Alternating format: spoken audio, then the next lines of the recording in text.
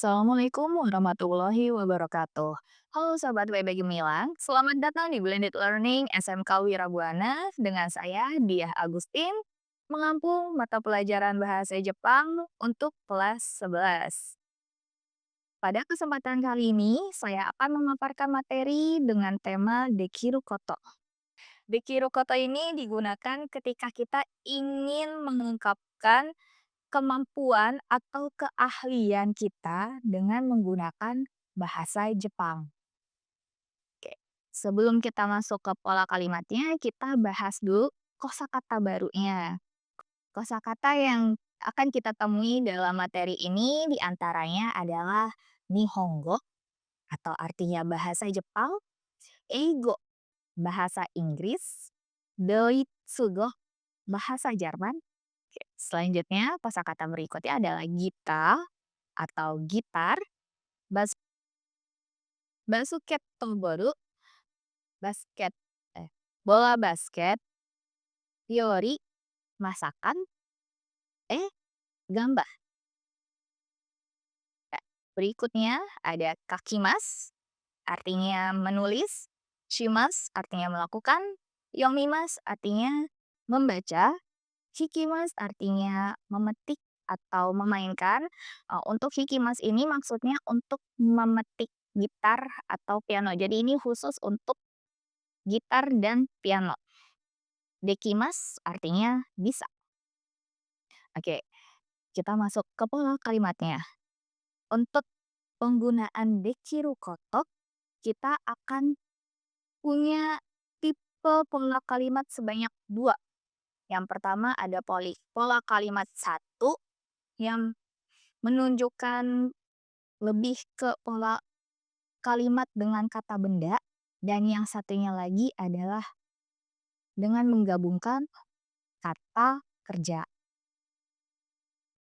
Untuk pola kalimat yang pertama, yang berhubungan dengan kata kerja, oke, pola kalimatnya adalah kita mulai dari subjek ditambah partikel wa, kemudian kita tambahkan dengan nani ga dekimasu ka. Ini untuk pola kalimat tanya. Jadi ketika kita ingin menanyakan kemampuan atau keahlian seseorang, jadi ditanyanya mulai dari subjeknya terlebih dahulu, kemudian ditambahkan dengan partikel wa, dan ditutup dengan kata naniga dekimasu ka.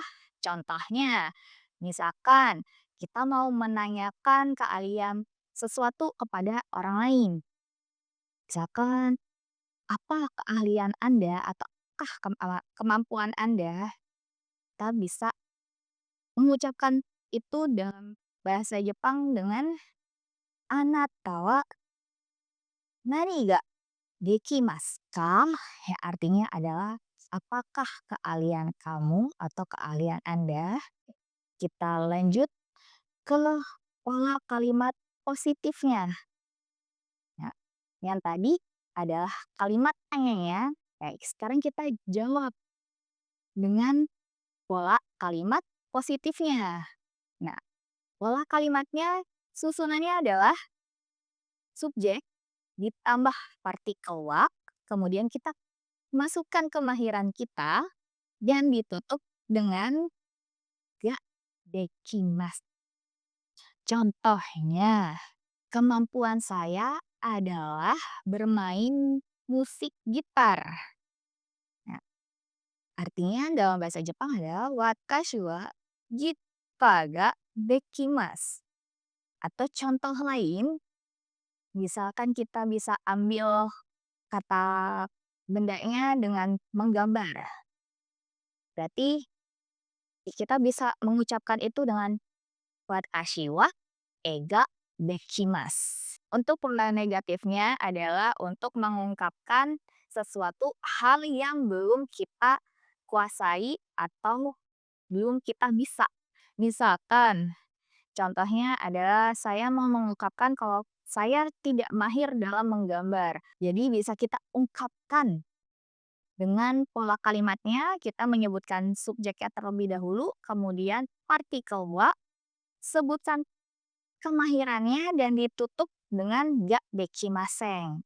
Kenapa ga dekimaseng? Karena itu bentuk dari ketidakmampuan kita terhadap hal tersebut. Contohnya tadi adalah saya tidak bisa menggambar. Bahasa Jepangnya adalah watashi wa ega dekimasen. Itu adalah bentuk pola kalimat pertama. Dan berikutnya adalah kita masuk ke pola kalimat kedua yang dikhususkan untuk pola kalimat kata kerja. Agak sedikit berbeda dengan pola kalimat dari kata benda, karena apa? Karena untuk kata kerja ini tidak bisa disatukan dengan kata benda. Jadi, ada sedikit perubahan di susunan pola kalimatnya. Kalau kata kerja, itu harus kita ubah dulu ke bentuk kata kerja dengan cara mengubah kata kerja masuk diganti dengan kata kerja. Untuk di pola kalimat kata kerja ini, itu kita tidak bisa menggabungkan kata kerja dengan kata benda sekaligus. Jadi, kata kerjanya ini harus kita ubah terlebih dahulu ke bentuk kata kerjanya.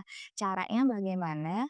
Bentuk kata kerja masuk diganti ke bentuk kata kerja kamus dan ditambahkan dengan kotoga dekimasu. Berikutnya yang pola kalimat positif di bagian pola kata kerja, susunan pola kalimatnya adalah subjek ditambah partikel wa, ditambahkan kemahiran, kemudian ditambahkan partikel o, kemudian kata kerja kamus dan ditutup dengan kotoga dekimasu.